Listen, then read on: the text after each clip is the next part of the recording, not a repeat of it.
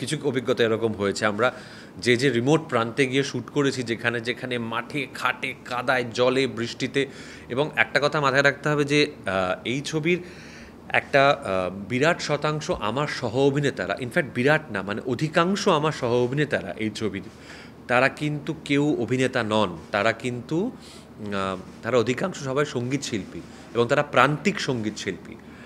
তারা কেউ কেন্দুয়ার অভ্যন্তরে একেবারে ভিতরে কেউ হয়তো ঘাটু গান করেন, কেউ জারি গান গান।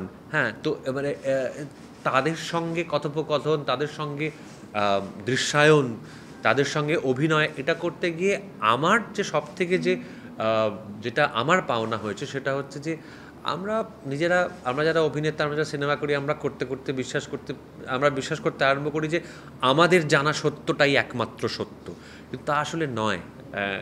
সাধারণ মানুষ, যারা এই প্রান্তিক শিল্পীগুলি, তাদের সঙ্গে কথোপকথন, তাদের সঙ্গে সময় কাটানো, এটা করতে গিয়ে তাদের দৃষ্টিভঙ্গিটা, তাদের জীবনযাপনটা ভীষণভাবে নতুন একটা দিক খুলে দিয়েছে আমার কাছে, বলা যেতে পারে। তো সেই জন্যে বলবো যে এটা খুব বিশেষ একটি অভিজ্ঞতা এই ছবিটি শ্যুট করা আমার জন্য।